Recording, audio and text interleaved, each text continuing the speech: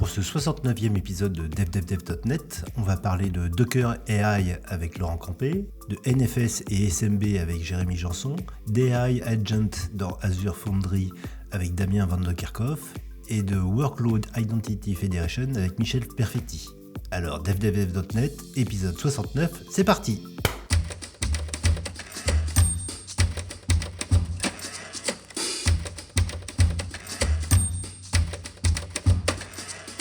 Bien, bonjour et bienvenue pour ce 69e épisode de DevDevDev.net. Alors aujourd'hui, on va parler beaucoup d'IA, mais pas que. Heureusement, il y a Jérémy qui est là pour ne pas parler d'IA. Donc je reçois Jérémy Janson, bonjour. Bonjour. Microsoft MVP développeur technologie depuis 2010 et auteur du blog bugshunter.net. Et Laurent Campé, bonjour. Bonjour tout le monde. Microsoft MVP depuis 2003, catégorie développeur technologie, team leader et distinguished solution architect chez Tinubu. Ça y est, ça a changé de société. Enfin, c'est un rachat, je crois. Donc, ouais, c'est ça. Voilà. Et ben, puisque tu as la parole, toi, tu voulais nous parler justement d'intelligence artificielle et à travers de Docker. Ouais, exactement. Donc, il y a deux nouveaux produits. Il y en a un que je testé depuis un moment, mais qui ne voulait pas marcher sur Windows, mais qui marche maintenant. Mais le premier, en fait, c'est Docker Model Runner. Si vous suivez mon blog, où on en a déjà parlé par le passé dans le podcast, souvent je parle de Ollama, qui est un outil qui permet de récupérer des Large Language Models ou des Small Language Models et de les faire tourner sur notre propre machine, sur notre CPU ou notre GPU, quand on en a un bon. Et ben Docker arrive avec à peu près la même idée, avec ce Docker Model Runner, qui va permettre de pouvoir, donc c'est toujours en bêta, et ça permet de faire un pool d'un modèle, un peu comme on peut faire avec Ollama, de le faire tourner en local avec un Docker Run. Alors il ne supporte pas autant de modèles que supporte Ollama pour l'instant, mais je pense que c'est un projet qui a à regarder de près, qui semble assez intéressant. On peut aussi comparer ça avec la possibilité de faire un container pour Ollama et faire tourner Ollama et le modèle dans un container. Donc ça, c'est vraiment pratique. Par exemple, avec .NET Aspire, c'est super facile à faire. Mais donc là, en fait, ce qui est sympa aussi, c'est si on utilise déjà Docker, eh ben, pourquoi avoir encore un autre outil, ça peut être sympa. Alors j'ai essayé juste de le faire tourner. Par exemple, Rider permet avec son AI Assistant, permet de configurer des Large Language Models à travers Ollama ou LM Studio. Mais j'ai essayé de le faire marcher avec Docker et ça marche pas pour l'instant. Oui, Richard, tu avais une question ? Oui, j'avais deux questions parce que Ollama, il y a l'histoire du support des cartes graphiques, notamment avec les GPU. Est-ce que ça supporte les GPU ou il y a une... Docker ? Oui, ouais. C'est ce que j'ai dit il y a 30 secondes. Ah d'accord. Mais tu vois, je t'écoute pas. Ah voilà, je vois. Oui, il y a une possibilité de faire tourner sur le GPU. Ouais. D'accord. Et la deuxième chose, c'est le mode concurrentiel, enfin la paralysation des appels, parce que d'après ce que je crois comprendre, Ollama, lui, peut traiter qu'une seule requête à la fois. Est-ce que avec cette très solution, bonne question. C'est pas? Aucune idée, je sais pas. D'accord. Je n'ai pas encore assez creusé pour pouvoir répondre à ce genre de questions. Bon. Je ne l'ai même pas encore fait. C'est plus pour la news qu'autre chose. Je ne l'ai même pas intégré avec un plugin ou avec Semantic Kernel ou ce genre de choses pour essayer. D'accord. Mais je pense que c'est un projet à regarder puisque ça permettrait si ça marche bien ou aussi bien qu'Ollama, ça permettrait d'avoir un outil en moins installé sur sa machine. Si on a Docker déjà, pourquoi pas l'utiliser, quoi. Ouais, d'accord. Ouais, sachant que moi j'avais déjà regardé Ollama et je m'étais rendu compte que tu pouvais au niveau des conteneurs les faire tourner aussi avec du Podman sans problème. Donc on n'était pas marié non plus qu'à du Docker. Ouais. Ah. Parce que des fois on oublie qu'il y a de la concurrence en face. Et donc... Toujours chez Docker. Ouais, toujours chez Docker. Sinon, ils ont annoncé un truc qui s'appelle Docker MCP Toolkit. Ça, c'est le produit dont je parlais qui ne marchait pas pendant un moment, que j'essayais tous les 3 jours et qui marchait pas sur Windows. Maintenant, ça marche. Et donc ça, en fait, ce qui est intéressant, c'est comme si vous avez écouté le podcast qu'on a fait sur MCP, modèle contexte protocole. Donc l'idée, c'est de pouvoir avoir des outils qui s'interfacent et qui sont appelés par un client et qui utilisent les LLM. Et donc, en fait, tous les outils qu'on voit, enfin non, tous, la plupart des MCP serveurs qu'on voit, déjà, c'est des trucs qui vont tourner en local, qui vont marcher avec le STD.io. Et donc, ça veut dire qu'on doit installer des choses sur sa machine, potentiellement donner des droits d'accès à notre machine. C'est pas tout le temps super génial, quoi. J'imagine que si c'est un MCP serveur de GitHub fait par GitHub, on peut être très confiant. Après, si c'est Monsieur X de chez Madame Y, on ne sait pas trop ce qu'il va faire sur notre machine si on ne regarde pas le code. Donc là, l'idée, en fait, c'est de pouvoir exposer des serveurs MCP à travers Docker. Et ce qui est pas mal aussi, c'est que, en fait, ce qu'on avait vu pendant le podcast, c'est que chaque MCP serveur, on va lui faire une configuration dans le client, dans l'applicatif client, que ce soit Visual Studio Code, que ce soit Cloud Desktop, ou sa les propre outils de application. JetBrains, ou sa propre application avec son client modèle protocole, modèle contexte protocole. Et donc là, en fait, on va pouvoir activer. Donc, ils ont une espèce de. C'est une extension de Docker Desktop qui s'appelle MCP Toolkit. Et on a accès à une collection de serveurs MCP. Et on va pouvoir les activer. Alors, certains vont nous demander un peu plus. Par exemple, certains ont besoin d'une API key ou ce genre de choses. Mais d'autres n'en ont pas besoin. Et donc, moi, j'ai joué un peu avec l'extension. Il y a deux. Enfin, avec plusieurs, mais une qui m'intéressait bien, c'était celle de DuckDuckGo, qui permet de faire de la récupération de contenu sur le web à travers leur service, et donc même pas besoin d'une API là. Et une autre qui s'appelait Fetch, qui permet de récupérer une URL aussi. Et ce qui était marrant, c'est que quand j'ai testé ça avec Visual Studio Code, donc j'ai activé ces deux MCP serveurs, et je voulais lui demander, c'était dans Visual Studio Code, je n'avais pas mon client, fait client. Je voulais lui demander, tiens, récupère l'URL de mon blog et dis-moi quels sont les derniers posts. Et en fait, au lieu de faire un copier-coller de l'URL, j'ai donné mon nom, Laurent, récupère les dernières données du blog post de Laurent Campé. Et donc, il ne connaissait pas l'URL. Et donc, le LLM est tellement malin que il a fait une première recherche avec DuckDuckGo pour savoir quelle était l'URL de mon blog. Puis après, il a fait une deuxième recherche avec le MCP server Fetch pour aller récupérer le contenu de cette URL et me faire un summary des derniers posts que j'avais postés. Donc, c'était un peu marrant de voir ça. Je ne m'attendais pas à ça puisque ce n'est pas ce dont... Je pense c'était pas ce que je lui avais demandé de faire au départ. Enfin, que je pensais que j'avais lui demandé de faire. D'accord.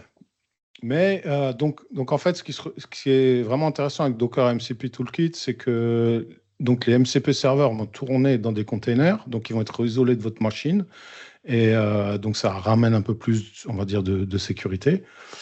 Et il y a un paquet de MCP serveurs. Alors, à noter certains qui sont vraiment bien à suivre, moi je trouve. Il y en a un qui s'appelait Atlas Docs et un autre qui est encore, que je viens juste de découvrir, là, qui est encore mieux, qui s'appelle Context 7. Donc, l'idée, en fait, c'est de dire... donc, on a des LLM qui ont un certain niveau de connaissance. Ça a été nourri à travers le web, etc. Et donc, ils vont avoir certaines connaissances, mais pour des frameworks, par exemple JavaScript ou même .NET Aspire ou ce genre de choses, des choses qui sont assez récentes ou qui évoluent vite, Les LLM, s'ils sont entraînés l'année dernière, Ouais, ils savent ils pas ne que vont ça pas existe. connaître les dernières versions. Voilà. Donc là, il y a des serveurs qui ont commencé à être, notamment sur Atlas Docs et Context 7, qui ont été mis à disposition, qui permettent justement de récupérer le contenu des docs, des dernières versions, et de pouvoir, à travers ce MCP serveur, donner l'information au LLM. Et donc ça, c'est super intéressant parce que une API a changé. Si on le demande au LLM, il va nous donner l'ancienne réponse. Maintenant, avec ça, il va être capable d'interroger ce MCP serveur, récupérer la dernière version de la doc et pouvoir répondre correctement à certaines questions. Mhm. Et donc, Context 7, là, ils indexent un sacré paquet de docs. Je ne sais plus, il y en a plus de 10 000, il me semble, ou un truc comme ça. Enfin, c'était assez bluffant. Je ne vais pas dire de bêtises, mais ouais, il me semble que c'était quelque chose comme ça. Je vais vérifier pour pas dire de bêtises. Ouais, 10 399 librairies. Et donc, en fait, on voit qu'avec ça, on va pouvoir étendre vraiment les capacités de nos outils, quoi. Et après, il y a plein de choses comme ça pour s'interfacer sur tout ce qui est MCP serveur. Hein. S'interfacer avec Azure, avec Chrome, avec qu'est-ce qu'il y a? Il y a Notion, Git, GitHub, etc. Tout ce que vous pouvez imaginer. Pour l'instant, je crois qu'il y a une centaine de MCP serveurs qui sont disponibles à travers ce MCP Toolkit de Docker. Ok. Bon. C'est vrai que c'est au niveau sécurité et même au niveau installation, c'est quand même plus sympathique, quoi. Ouais. Et ce qui est sympa, c'est aussi le client. Donc dans le client, on va configurer que un MCP serveur. Et puis on peut activer, merci, je cherchais le mot. Activer, désactiver les MCP serveurs qu'on veut à la volée. Et le client, il va, comme c'est dynamique, il va se rendre compte, ah tiens, j'ai accès maintenant à cet outil ou pas, et les utiliser. Ok, Mais bon. est-ce que tu as une vraie isolation enfin avec Docker sur cette partie-ci, avec WSL ou pas? Parce que moi, c'est plus la partie qui m'inquiète quand on parle d'isolation, on l'a pas toujours. Bah, oui, si, je pense que c'est vraiment un container dans lequel le code host. Bien sûr, si tu vas lui mapper des drives qui sont sur ta machine et des choses comme Non, ça, non, mais je prends l'exemple qu'on a vécu pendant des années. Chaque fois qu'on a du Docker, j'essaie de faire comprendre aux développeurs qu'il faut faire attention quand ils utilisent Docker par défaut. On a beaucoup de déploiements qui sont faits avec des privilèges root. Même WSL, on arrive encore à des déploiements effectivement où les conteneurs ont accès à énormément de choses sur la machine. C'est quand même, comment dire? Je trouve qu'on n'a pas fait assez de pédagogie. On a toujours dit que les conteneurs permettaient une isolation complète. Et on a souvent obligé tout ce qu'on mettait en place pour que les conteneurs ils puissent fonctionner, que nos conteneurs puissent par exemple ouvrir des ports sur la machine, ainsi de suite.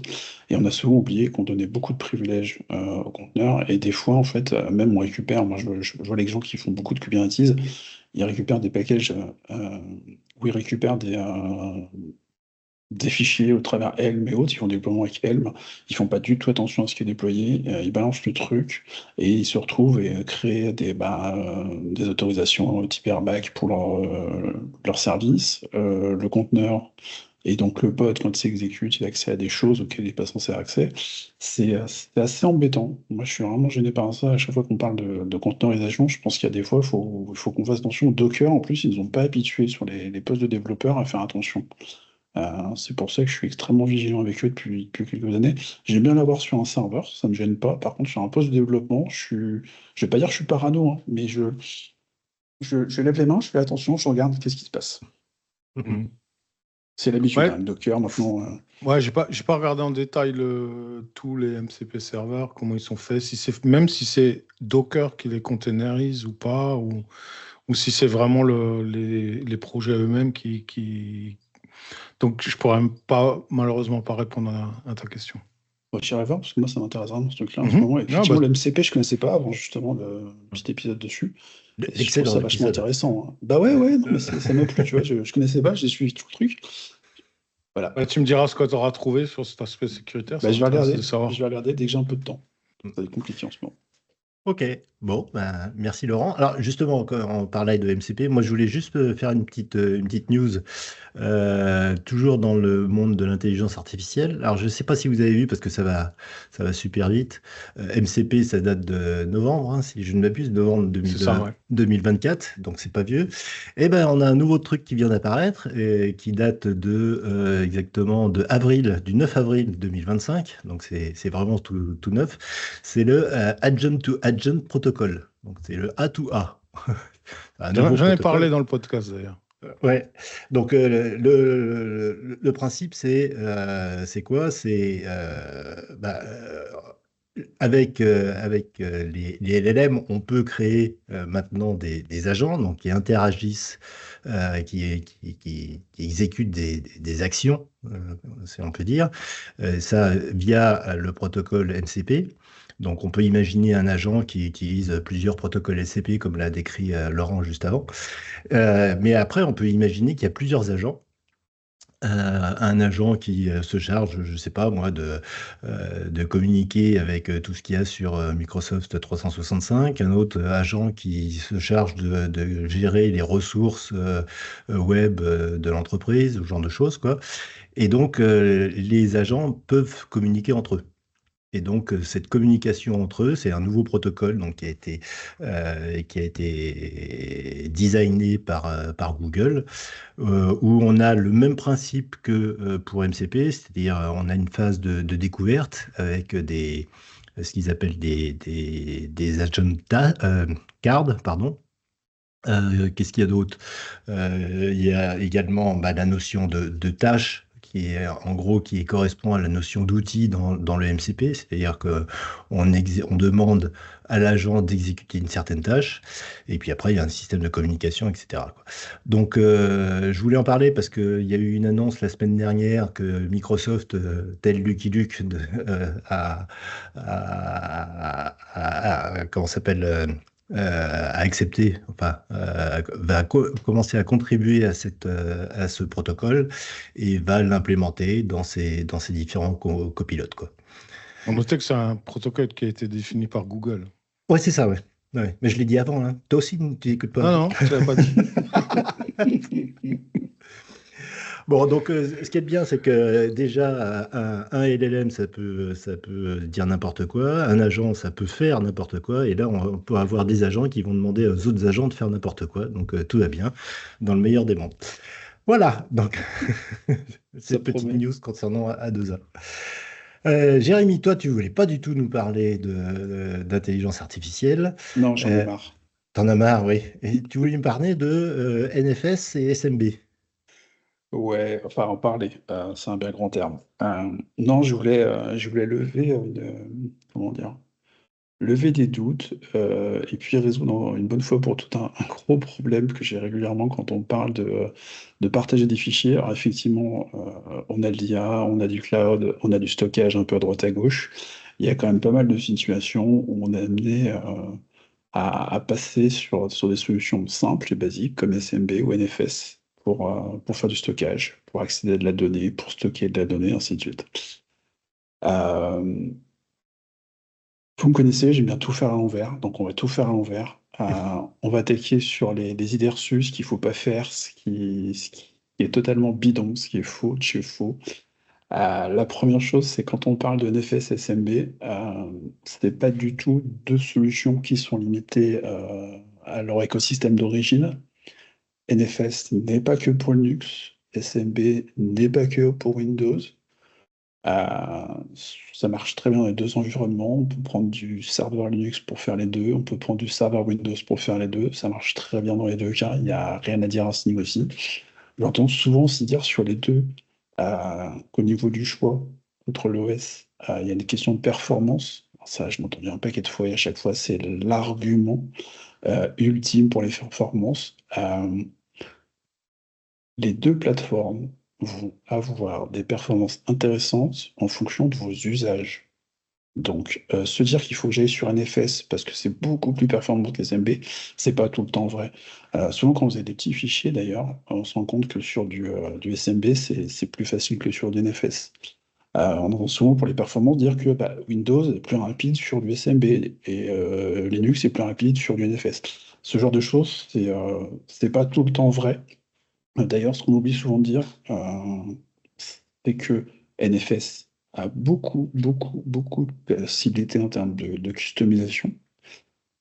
SMB en a aussi, mais SMB est plus orienté sur des options pour la sécurité finalement. NFS, lui, a beaucoup d'options pour tout ce qui est synchrone, asynchrone, en plus de quantité d'options phénoménales pour la sécurité. Je n'allais pas me dire que j'ai dit que NFS n'était pas sécure. NFS peut faire des solutions super sécures. Donc la partie performance, la partie je suis cloisonné en OS, c'est Pipo. Et la partie sécurité, je remets une dose dessus, c'est Pipo, les deux sont très sécures. On peut faire des choses très sympas sur les deux plateformes.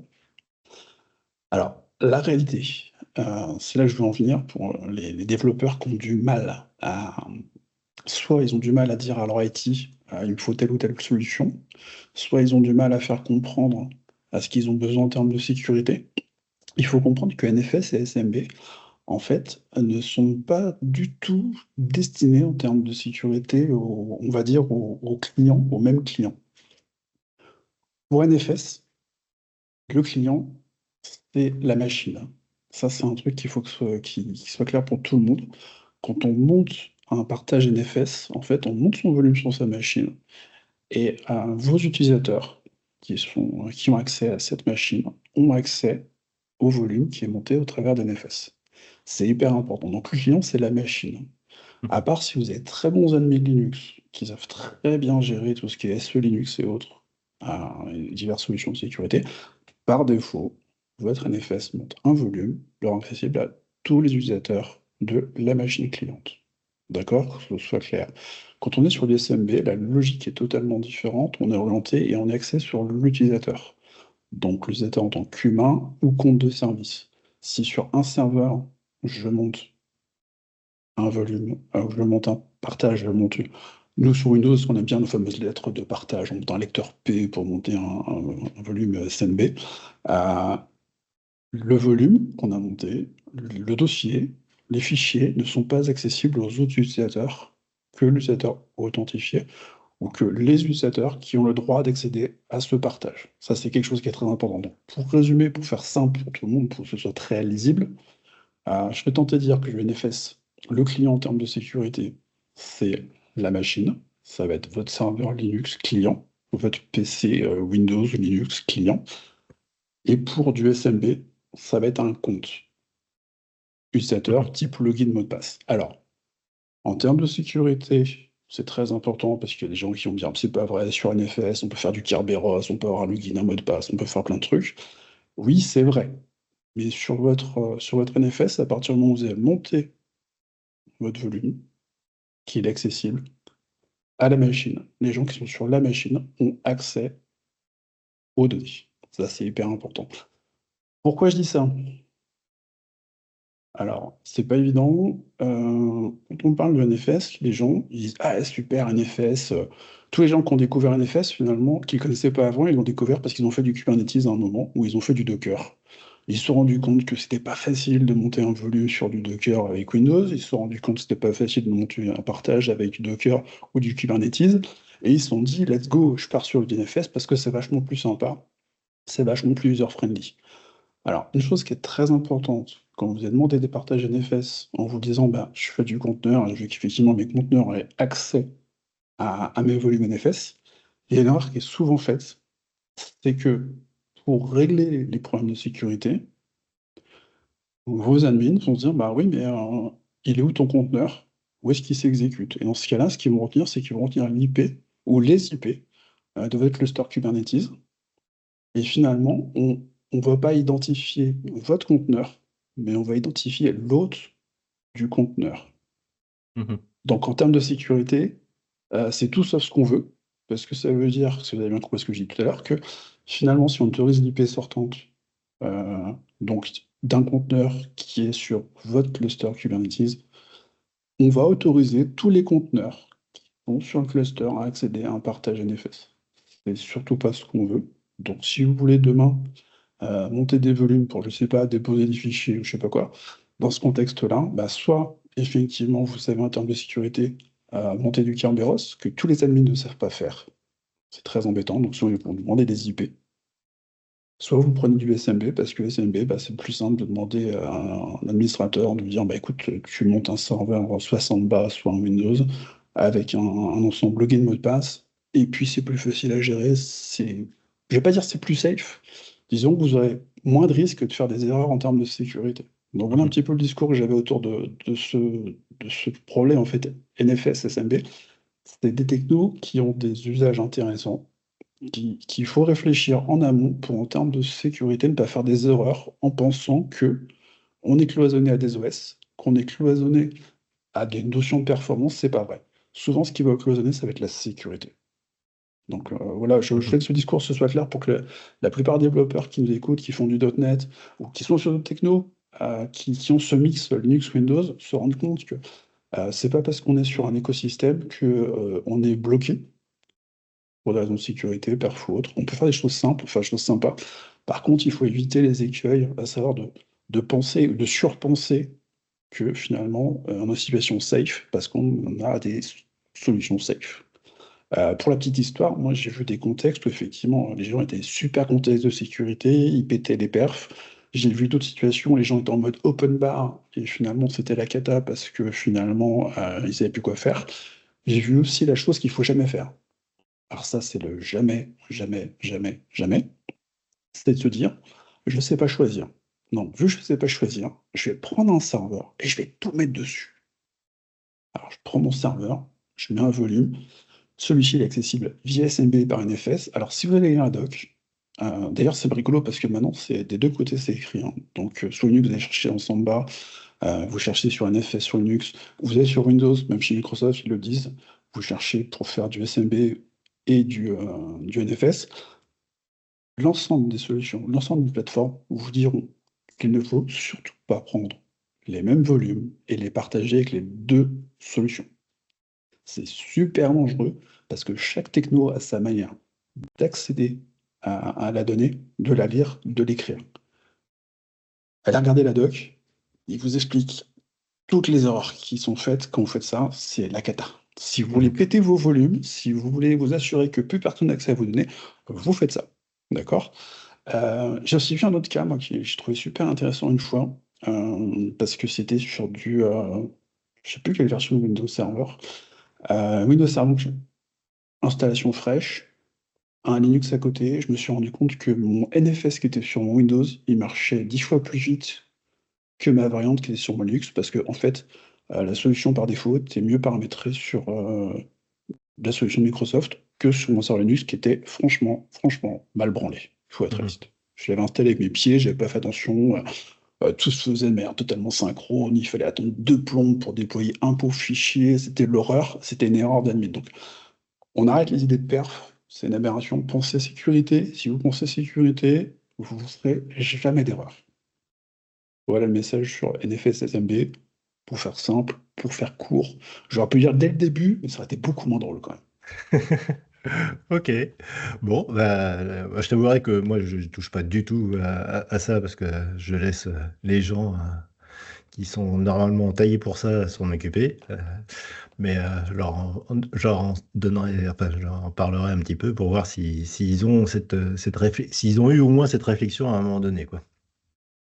Bah, aujourd'hui, c'est la seule réflexion à avoir, hein, sur les deux. Enfin, pour moi, c'est la sécurité parce que on fait tellement de belles choses avec les deux qu'il n'y a même pas à s'inquiéter. Si vous avez en plus des admins qui savent vous gérer sur le NFS, tout ce qui est Kerberos, et vous faire des choses super sympas, vous prendrez pas de risque. Par contre, il faut que ce soit bien fait dans un contexte où, par exemple, quand vous faites du Kerberos, ce soit au niveau de votre pod que la sécurité se fasse et pas au niveau du cluster parce qu'il ne faut pas que ce soit tous vos pods qui aient accès à votre partage. Même avec du Kerberos. Ok, bon, bah, écoute, merci. Et bah, on va tout de suite passer à la deuxième partie avec Damien et Michel. On va encore parler d'intelligence artificielle et Michel qui, lui, va nous parler un petit peu d'Identity Federation. À tout de suite.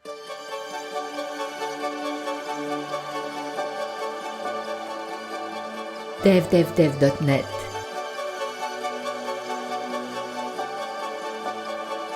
Richard Clark. Bien, et ben pour cette deuxième partie de notre épisode 69, je reçois... qui est-ce que je reçois d'ailleurs? Ah bah oui, c'est une bonne question. Ah, c'est une bonne Qui question. êtes-vous, monsieur? Qu'est-ce que vous faites là? Donc, Michel Perfetti, bonjour. Bonjour. Microsoft MVP depuis 2006, catégorie développeur technologie, MCT sur Azure et les technologies DevOps, et CTO chez Selenza. Et également Damien Van de Kerkhove, bonjour. Bonjour Richard.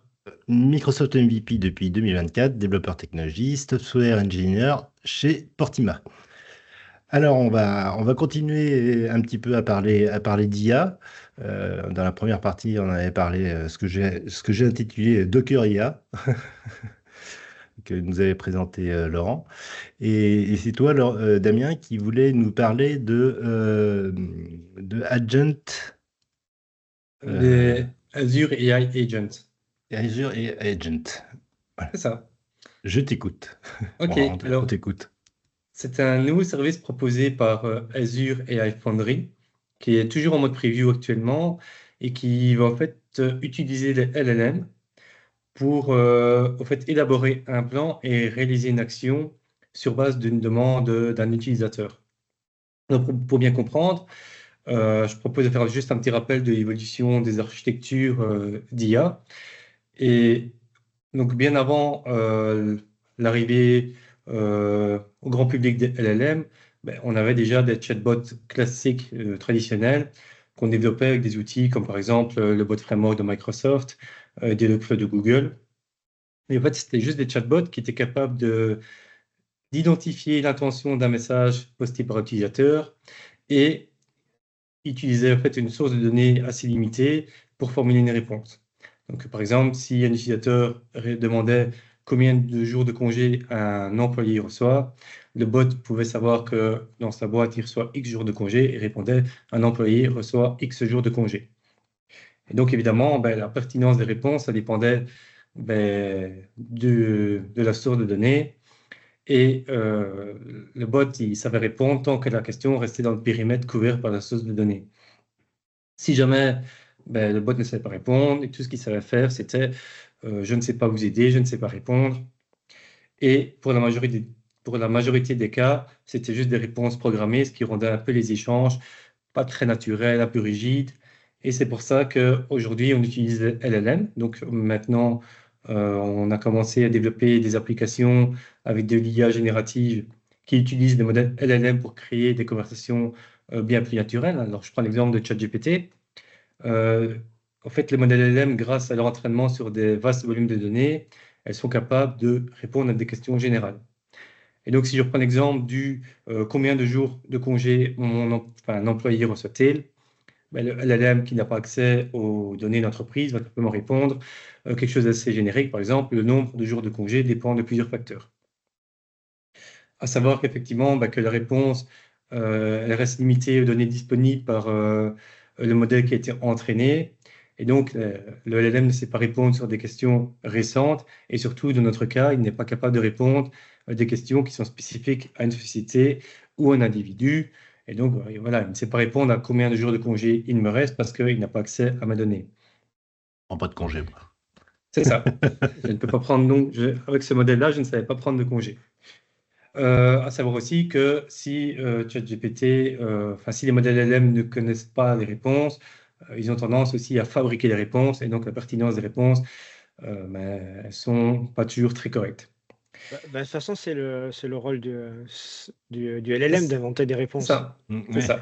Mais bon, si les réponses sont inventées sur des sources de données fiables, elles sont correctes. Voilà. Et donc, pour dépasser ces limitations, on a créé les architectures qu'on appelle RAG, donc les Retrieval Augmented Generation, désolé pour l'accent. Et en fait, qu'est-ce qu'elles vont faire ces architectures? C'est qu'elles vont combiner le modèle LLM avec des accès à des bases de données externes qui lui permettent au fait de générer des réponses un peu plus personnalisées et plus précises. Par exemple, si on est capable d'authentifier l'utilisateur, le modèle peut rechercher sur base de l'identifiant d'utilisateur et interroger la base de données RH pour dire, OK, voilà, si tu me demandes le nombre de jours de congé, je suis capable de te répondre le nombre de jours de congé qui te reste.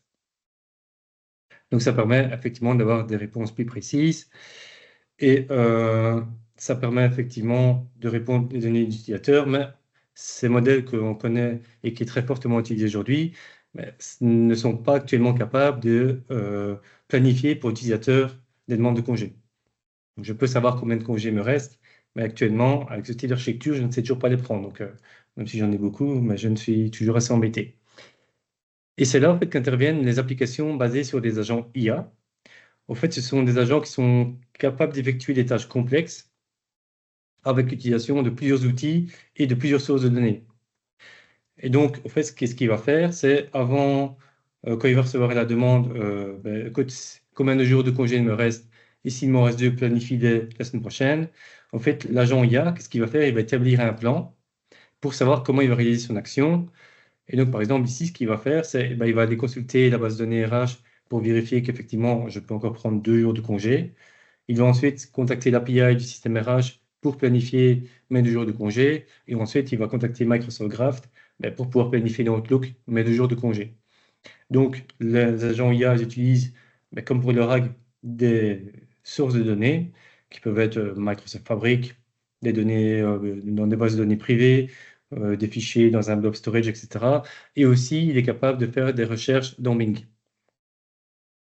Et alors, côté outils, qu'on peut utiliser dans les agents IA, il y a déjà ce qu'on retrouve comme maintenant tout ce qui est function calling, des serveurs MCP, etc. Mais on a aussi d'autres mécanismes. Par exemple, il y en a un qui s'appelle le code interpreter. Et qu'est-ce qu'il va faire l'agent? C'est que pour répondre à une question, il va générer du code Python pour pouvoir répondre à la question. Donc, si on communique avec un agent LLM, on lui dit, voilà mes statistiques, peux-tu me générer une image? Le LLM va te répondre, écoute, moi, je ne sais pas de répondre, je ne sais pas de générer une image. Mais voilà, si tu veux générer une image, écoute, tu peux écrire ce code Python ou utiliser Excel, etc. Tandis que si on utilise le tool Code Interpreter, en fait, le LLM va générer le code Python et nous retourner l'image plutôt que nous dire comment générer une image. Et alors aussi, on peut aussi combiner ces agents IA avec d'autres outils, comme par exemple, on a avec une Azure Logic App, une Azure Function, mais aussi on peut utiliser comme outil n'importe quelle API à partir du moment où elle respecte les normes, enfin, toutes les API qui respectent les normes standards des Open API. Alors, j'ai pris l'exemple de réservation du nombre de congés, mais on peut imaginer plein de cas. Par exemple, avoir une IA qui vous permet de réserver vos vacances, mais en combinant le fait de réserver les transports, réserver l'hôtel, etc., les taxis, quand on atterrit et où il faut vraiment planifier les vacances. On peut par exemple aussi imaginer quand un employé arrive, via l'IA, on va automatiser la création de tous ses comptes, etc. Enfin, en fait, il y a un peu notre imagination qui va décider de ce que peut faire. Donc, en fait, les agents IA, c'est vraiment une nouvelle étape dans l'évolution des applications d'intelligence artificielle qui va en fait combiner les LLM avec des sources de données et des outils et qui ne vont plus juste se contenter de comprendre les intentions de l'utilisateur et de répondre à la question, mais aussi vraiment de planifier et d'exécuter des tâches complexes de bout en bout, à savoir qu'on peut aussi combiner plusieurs agents pour réaliser des tâches vraiment complexes, comme par exemple avoir un agent qui s'occuperait de réserver l'avion, un agent qui s'occuperait de réserver les vacances, etc. Et donc, comme j'ai dit, c'est déjà disponible dans Azure AI Foundry en mode preview, et vous pouvez déjà tester avec les playgrounds. Les librairies C# sont également disponibles en mode preview toujours, donc attendez-vous à des changements lors de la version release. Et évidemment, en Python, les librairies sont également disponibles. Alors, pour ceux qui ont déjà développé, je pense à Richard qui l'a déjà fait avec Semantic Kernel, il y a une différence, c'est que avant, lorsqu'on développait en Python ou C#, on gardait en local sur son serveur l'historique de la conversation. Au fait qu'on communique avec un agent, on va créer un thread. Et dans ce thread, on va envoyer notre premier message. Et ensuite, on va créer un run. Et le run va effectivement faire le lien entre les sources de données, les outils, etc. Et donc, on n'aura pas une réponse directement comme on avait quand on connaît en C# ou en Python. On va vraiment avoir un run où on va devoir suivre le statut qui va passer en queue, en running, et puis seulement avoir le résultat. Ce qui fait que Si on souhaite juste faire du question-réponse, ben, il faut s'attendre à ce que ce soit beaucoup plus long, que ce n'est pas prévu pour ça. Il faut vraiment voir ces agents IA comme ils sont prévus pour réaliser une action. Mhm. Ben, alors, justement, là, moi, je suis sur le portail là, de AI Azure.com. Là. Ce truc-là, on le retrouve où exactement? Je te pose peut-être une colle là. Non, parce que faut juste que je réouvre le dashboard. J'ai besoin d'avoir le dashboard devant pour te répondre, mais normalement, dans le menu directement à gauche, tu as la possibilité de les créer. Si tu as déjà un projet, normalement, tu peux directement créer un agent. Pendant Voilà, que tu cherches, ça veut dire que tu Et- peux avoir un agent qui parle à l'utilisateur, et puis derrière, lui, en tâche de fond, il parle à d'autres agents, en fait. tu peux avoir plusieurs agents pour répondre à Et donc des modèles une- différents et pas forcément des modèles hyper complexes. Tu peux avoir des C'est agents ça. avec des En modèles fait, plus simples pour certaines actions plus simples et en plus fait, spécialisés, quoi. tu pourrais voir des agents comme des microservices. Ouais, c'est comme ça. Moi, ce qui me plaît dans cette approche agent, c'est que tu n'es pas obligé de définir comment les agents communiquent entre eux. C'est que les agents peuvent décider à quel moment ils vont s'appeler en fonction du contexte de la question. Et c'est pas quelque chose de figé. C'est pas comme un workflow comme on faisait avant, quoi, où on passait par certaines étapes obligatoires. Là, ça dépend vraiment du contexte et on va appeler les bons agents au bon moment parce que le LLM qui pilote tout ça, il a déterminé que c'était le bon moment d'appeler cet agent-là, quoi. Ouais. Mais c'est beaucoup plus difficile à tester par contre. Bah oui, en fait, le problème, c'est que c'est complètement pas du tout déterministe, quoi. Exactement. Alors, pour Ouais. répondre à ta question, Richard, ici, je suis dans Azure AI Foundry où j'ai un projet qui existe et dans Build and Customize, j'ai ici des agents qui sont prévus. D'accord. Je ne sais pas si tu l'as de Par, ton côté. par rapport à ce que tu disais tester, c'est qu'à mon avis, il faut maintenir quand même dans des applications des systèmes de feedback qui indiquent aux équipes qui font le run ou qui supervisent ça, est-ce que l'IA m'a donné une réponse qui me convient ou pas? Parce Ouais, qu'en c'est pour ça fait, que tu as des thumbs up et thumbs down sur exactement, beaucoup de ouais. trucs. C'est pas seulement, je pense en particulier sur là, c'est pas du tout cosmétique, ça a vraiment un sens pour vérifier que notre modèle, les agents qu'on a mis dérivent pas et qu'on reste proche de ce qui est, ce qui est attendu. Sinon, on le voit pas parce qu'on va toujours faire les mêmes tests et forcément, ce qu'on va Ouais. tester, ça marche puisqu'on l'a codé pour ça, mais on connaît Ça marche les chez moi. utilisateurs, ouais, ça marche chez moi, oui. S'il me Ça répond va comme je marcher. veux. Il y a aussi une autre information en termes de debugging, c'est qu'on peut le lier à Application Insight. D'accord. Et ouais, tu parlais de Semantic Kernel. Semantic Kernel, ils ont un projet qui est de framework qui s'appelle le Process Framework, qui justement permet l'orchestration des agents. J'ai pas encore regardé en détail là, mais C'est pas les AI Assistant que tu parles? non, c'est dans le Process Ok. Framework, dans Semantic Kernel. Moi, j'ai Et- l'impression que ce que tu montres là, c'est une version web, enfin, interface graphique de ce qu'il y a en code en Semantic Kernel. ouais. Ouais. Ouais, c'est bien possible. Et je pense qu'on retrouve ça aussi quand on veut faire son propre copilot. On doit avoir, en sous-main, il doit y avoir ça qui doit être derrière, quoi. Oui. Ok, bon, bah on a de quoi s'amuser, on a de quoi halluciner encore pendant pas mal de temps. Surtout que c'est en preview, ça peut encore changer de nom 2 fois. Oui, Oui, effectivement. Surtout que tu as la build bientôt là, donc ça va peut-être changer de nom. oui. Oh non, peut-être pas quand même. Bien, bah merci Damien. Et ben on va parler un petit peu sécurité avec Michel, qui lui voulait, alors c'est un tout autre sujet, tu voulais nous parler de Workload Identity Federation. Oui, alors c'est un sujet qui est assez important et qui permet en fait de mieux structurer les identités qu'on utilise, surtout, c'était le cas de cette discussion autour du déploiement d'applications. La problématique qu'on a quand on déploie une application ou qu'on fait des scripts de maintenance d'infrastructure, on a besoin de se connecter à Azure ou à Intra pour pouvoir récupérer des rôles et des droits pour faire des actions. Et jusqu'à présent, au tout début d'Intra, enfin quand ça s'appelait encore Azure AD, on n'avait pas énormément de choix. On avait des services principaux, mais ça veut dire que donc c'était un compte, c'est un équivalent de de compte système, ce n'est pas un utilisateur qui est derrière. Et pour se connecter, on utilise un mécanisme avec un secret ou un certificat qui permettait de s'authentifier. Donc, ça veut dire qu'il y avait des rotations de secrets ou de certificats à faire. Et donc, si le secret ou le certificat était, perdu, ben, en fait, déjà, on ne peut pas le savoir. On peut pas, il y a plein de règles de sécurité d'Azure qu'on ne peut pas mettre sur les services principaux, comme les conditional access. Donc, on ne peut pas limiter le scope de login de ces choses-là. Donc, c'est un secret, ça peut vite se perdre, surtout qu'il doit être stocké dans un key vault qui a accès à ce key vault-là. Donc, c'est compliqué. Alors, ensuite, on a eu, pour certains composants dans Azure, c'est maintenant quasiment partout, on a ce qu'on appelle les manages d'identité. Donc, c'est des composants Azure qui vont porter une identité, qui vont être visibles dans Entra. Et en fait, on va pouvoir attacher ces identités-là à directement des ressources Azure. Par exemple, mon application web a besoin d'aller récupérer des secrets dans un Key Vault. L'application web peut avoir sa propre identité ou je peux lui en associer une. Et l'application va pouvoir, via un droit Azure classique, du RBAC classique, va pouvoir accéder à ces secrets.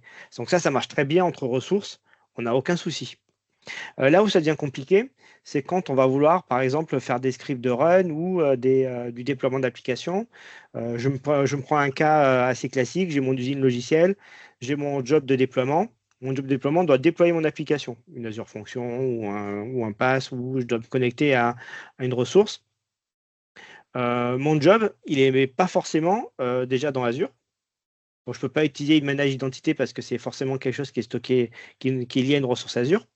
Et donc, je me retrouvais à devoir utiliser mon service principal avec mon secret à mettre dans mon pipeline. Donc, c'est-à-dire que chaque fois que je vais exécuter mon pipeline, mon secret va être envoyé à l'agent. Mon pipeline doit être stocké en secret quelque part dans mon usine logicielle. Donc, ça veut dire toujours pareil, la rotation, le secret, il expire. Surtout qu'on le surveille jamais parce qu'il n'y a pas d'alerte. Donc, des fois, ça ne déploie plus. Et quelqu'un dans l'équipe s'en va, il faut faire la rotation des secrets parce qu'il est peut-être parti avec le secret. Donc, ça rend les choses compliquées et on n'avait pas la possibilité d'avoir mieux.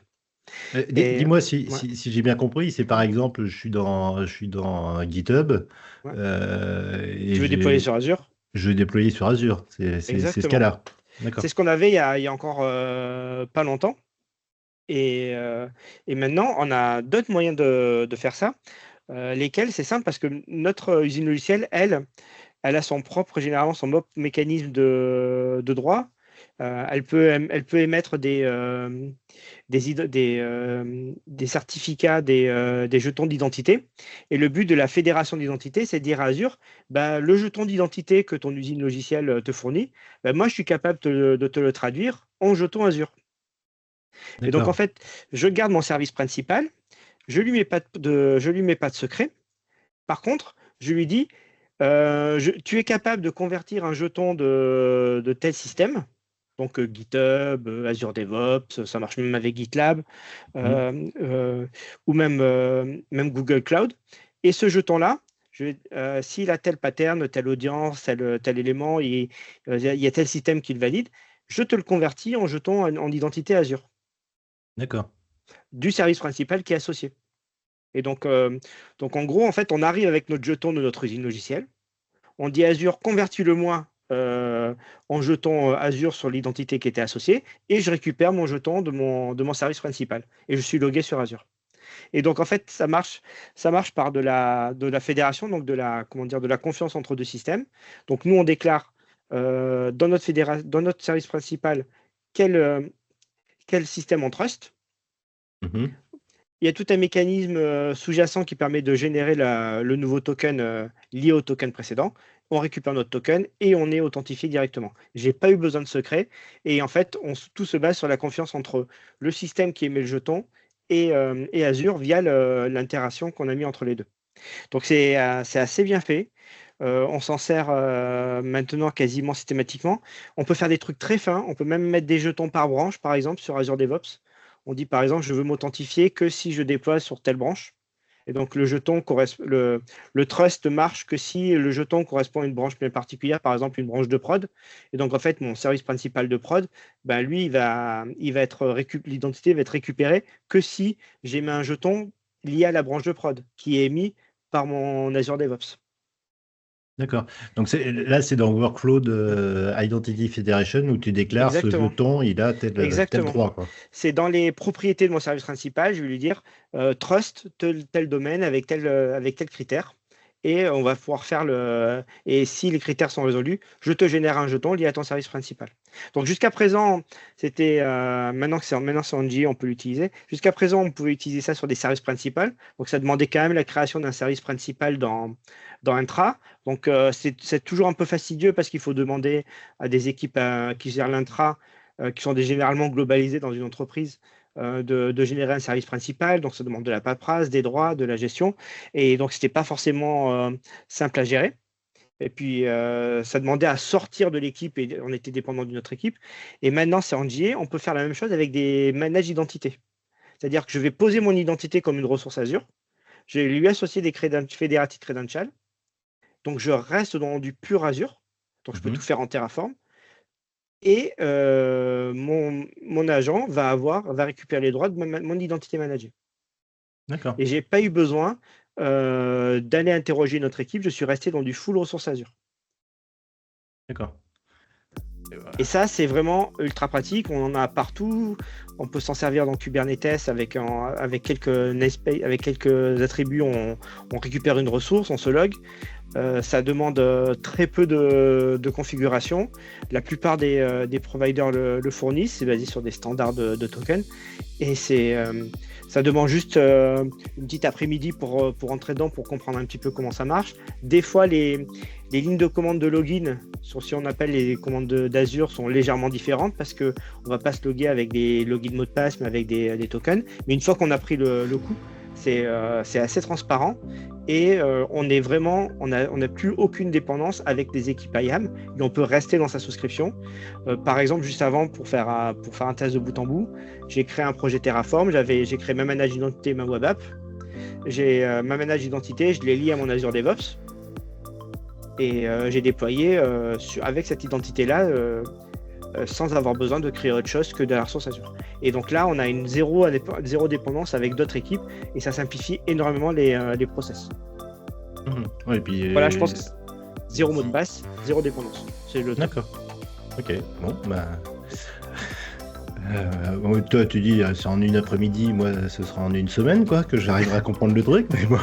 Alors, ce qui est cool, avec GitHub, je ne l'ai pas essayé, mais avec Azure DevOps, quand tu vas créer le service connexion, donc le composant qui permet de faire le lien entre une identité et des jobs, donc c'est une sorte de wizard dans Azure DevOps. Tu lui dis je veux me connecter tu te logs avec le même compte qui a des droits d'accès à la manage identité. Tu lui dis je veux créer une service connexion sur ta manage identité. Tout se fait dans le portail en quelques clics. Et donc tu n'as plus qu'à créer la tâche je me log avec mon AZCLI avec ma service connection qui correspond à mon identité managée. Ça se fait tout seul. Tu as zéro besoin de modifier quoi que ce soit ou de configurer des federated credentials dans ta manage identité. Tout est fait par Azure DevOps. Ouais, et puis si tu veux mettre à jour, si tu veux faire des modifications, etc., tu n'as qu'un seul endroit où tu vas. Exactement. Et c'est facile. Et le formulaire, les champs sont pas très compliqués. Ça te permet de voir. La première fois, c'est un peu obscur ce qu'il faut rentrer. Ça te permet de voir ce qu'il faut mettre dedans. Mais c'est pas du tout compliqué à mettre en place. Moi, je l'ai fait sur GitLab, sur des instances custom. En plus, ça marche très bien. Sur Azure DevOps, j'ai des collègues qui l'ont fait sur GitHub. Ça demande zéro connaissance à part bien lire la doc et savoir quel champ remplir par rapport à tel service. Et c'est très bien documenté dans tous les outils. Et ça doit vraiment être la base maintenant. Il ne faut plus utiliser le service principal et encore moins d'utiliser le service principal avec des passwords. Ok, bon, bah, écoute, on va regarder tout ça. Eh ben écoutez, je vous remercie pour tout ce que nous a fait découvrir ce mois-ci. On se retrouvera donc le mois prochain. On aura certainement des choses à se dire avec la build qui a lieu, c'est la semaine prochaine, hein, si je ne m'abuse. La semaine prochaine. Donc je pense qu'on va encore bouffer de l'IA à toutes les sauces. Vous allez la regarder en direct ou en replay? Les keynotes en direct et puis. Je pense que je vais faire pareil. Pareil. Ok, merci et puis à la prochaine. Ciao tout le monde. À la prochaine, ciao. Allez. Ciao. Oh bah il est déjà parti. Ah, je kiffe. Le Spi Gonzalez. Ah, j'adore.